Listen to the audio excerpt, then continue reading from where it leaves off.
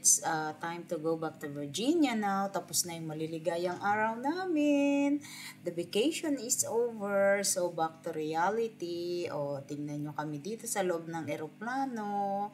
Ang first stop namin is Houston, Texas. Kaya, magkahiwalay na kami nila ate. Anyway, ito yung uli. Andito kami na sa eroplano. Tingnan nyo, umuulan. Pero okay na lang yung ulan. Minsan nakakatakot din kasi madulas yung daan, but mas worried ko yung snow compared to sa mga ulan. Kaya kasi pag nalampasan naman na namin sa ulap, wala na yung ulan. But anyway, pinapakita ko lang sa inyo kung anong itsura ng travel namin so far. Smooth naman. Kaya ayan, pinapanood ko pa yung mga aalis na mga eroplano kasi nakapila kami dito. Ganyan dito sa ito Utah pa lang ito sa Utah Airport pa lang ito, kaya sa Salt Lake Airport, kaya pila-pila, may traffic din tayo kahit na andito sa runway, at saka yung mga minsan yung mga nagti-take off, at saka yung mga nagdi-depart. So ganyan din parang sa din sa lupa din. Anyway, pang lang naman to sa mga taong hindi nakakasakay ng eroplano. But anyway, look at us. Ayan na. Take off na kami. Ayan, akyat na siya. Ay nako, honestly, talagang I cannot believe myself. Hindi na talaga ako natatakot like before. Dati talagang sobrang takot ko. Nagtatapang-tapangan lang ako. Pero ngayon talagang na-experience ko tong na-proven ko sa sarili ko na hindi pala ako kailangan matakot. Wala naman akong dapat ikatakot, pero like I said, natatakot ako lagi. But anyway, this time thing happened to me, to us. Parang naging talagang manhid ako. But anyway, ito ang itsura namin. Smooth naman ang aming travel kahit na may ulan. Maganda. Almost 4 hours ang travel namin from Utah to Texas. So ayan, look at the yung land, ang ganda-ganda sa baba, tingnan, di ba? Ngayon ko lang matitigan ng husto, makita ng husto kung anong itsura ng baba. Not like before, parang hanggat wala ako sa ulap hindi ako makadungaw sa windows. But now, kahit nakikita ko yung baba okay na, nag-i-enjoy na ako. So anyway, may ulan pa rin dito, not until malampasan na namin yung cloud. So ayan ang itsura ng Utah. Malaki ng Amerika, napakalaki pa ng lupa, kaya like I said, ang mundo kahit matanda na, parang titingnan natin overpopulation na ang mga tao, but still malaki pa rin yung lupa, marami pa rin tayong place to stay. So anyway, ito lang ang na-adventure ko sa Utah, na sana meron pang kasunod kasi hindi ko na naman alam what's the next next adventure namin. But probably since dito lang kami sa mga around, kasi mag-winter na, so magiging mahirap na naman mag-travel. So anyway, yan ang itsura dito. Maganda siya.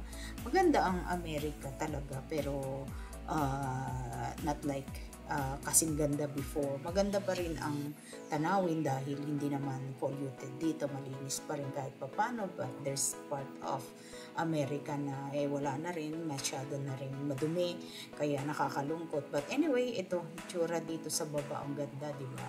Kaya ayan na yan, dito na kami, mataas na kami kasi nakikita na yung ulap. Kaya ayan, lalampas na kami sa may cloud para kasi may mga turbulence dahil umuulan nga, kaya kailangan lampasan niya. Kaya ayan, naka-cover na, hindi na masyadong makita sa baba. Kaya ngayon ko lang talaga na experience yung I mean, na-enjoy yung outside. Look at that, yung sun, nako-cover na siya kasi paggabi na at that time, kasi 4 hours nga kami nag-travel from almost 4 hours, kaya medyo nabot na kami ng gabi na kami dumating, kaya from there we have another another connection na papunta ng Washington DC. So medyo mahaba-haba din ang aming travel, like kung ito total ko is like probably 6 hours pa rin ang fly from Washington DC to Utah, parang sa California din, sa West Coast. So anyway, yan ang itsura. Tingnan nyo itsura ng taas, obe. Talagang amazing. Ang ganda-ganda niya tingnan. I can't believe na magaling na ang technology ngayon. At saka since before, kasi may airplane na since before, I don't know, but napaka talagang amazing yung mga ganitong ma-experience mo. So anyway, tingnan nyo itsura sa ulap po. Ganyan ang itsura nila, di ba? Ang kapal niyan. So wala ka nang nakikita sa baba. So kaya kami, yung mga tao ditong mga kasama ko, lahat sila tulog na kasi yung wala ka namang ibang makikita dyan, kaya usually tulog na. Pero ang mas mahirap yung fly kami to Philippines. Talagang sobrang pagod yun, sobrang tagal ka sa taas, para bang iisipin mo, mag-wonder ka paano sila nag-i-stay doon sa taas ng ganong katagal.